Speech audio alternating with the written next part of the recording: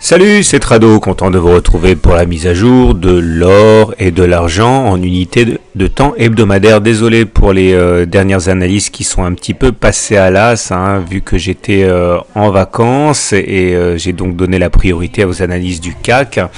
Et voilà où nous en sommes. Alors par rapport aux dernières analyses, pas grand chose de neuf. On constate toujours malheureusement que sur le marché de l'or, les pics sont descendants et que les creux sont descendants, et à partir du moment où les pics et les creux sont descendants, on ne peut pas s'attendre à ce que la tendance s'inverse et que les choses aillent mieux, bien au contraire. Vous voyez que depuis que les pics et les creux sont descendants, on va de désillusion en désillusion et on est finalement venu percuter le bas de ce canal noir sur lequel néanmoins on dirait qu'il y a une résistance qui se met en place.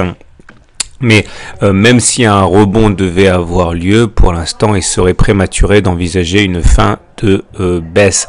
Alors, regardez tout d'abord, là c'est le nuage, ok. On est toujours en dessous du nuage Ishimoku, et comme la lagging span ici, la courbe bleue est en dessous des cours, et bien ça nous donne effectivement une validation de la tendance baissière. En plus, en guise de barrage à la hausse, on a toujours la Tenkan, on a toujours la Kijun, et on voit également, alors là j'ai rajouté la moyenne mobile à 30 semaines ici, regardez.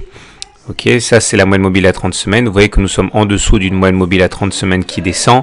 Donc à cet égard, même au regard de la théorie de Weinstein, on est en phase 4, c'est-à-dire en phase baissière. Donc comme vous pouvez le voir, on n'a pas beaucoup d'éléments positifs et le seul répit auquel on peut penser actuellement, c'est la solidité de ce canal. Il faut faire attention parce que si on devait casser ce canal à la baisse, là dans ce cas l'objectif serait de reporter l'épaisseur de ce canal en dessous du point de cassure avec un objectif maximal qui serait d'aller chercher le bas ici, donc aux alentours de 28 000 euros le kilo. Bien sûr, personne ne le souhaite, mais c'est un danger.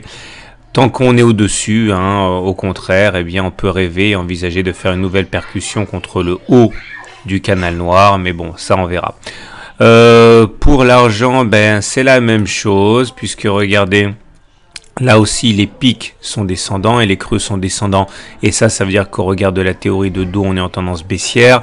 Là aussi, on est en dessous d'une moyenne mobile à 30 semaines qui descend. Ça veut dire qu'on est en tendance baissière au regard de la théorie de Weinstein, puisqu'on est en phase 4. Et là aussi, vous voyez le travail de sape du nuage qui, une fois qu'il a été cassé ici, eh bien, a entraîné une grande vulnérabilité des cours. Et vous voyez comme on a été bloqué cette semaine dans notre ascension par la Tenkan et par le nuage qui se sont révélés intraitables. Là aussi on est dans un grand canal vert qui est descendant et la même conclusion s'impose. Si on devait casser par le bas, on pourrait s'attendre à un rendez-vous assez apocalyptique avec l'oblique ici.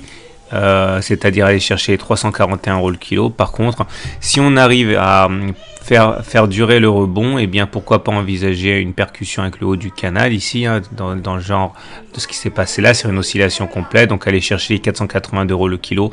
Mais encore une fois, il faut se départir de la Tenkan et du nuage qui, comme vous pouvez le voir, sont assez difficiles à franchir pour l'instant. Voilà ce qu'on pouvait dire. Je vous souhaite une bonne journée, une bonne semaine, de bons trades et à très bientôt pour une autre analyse technique.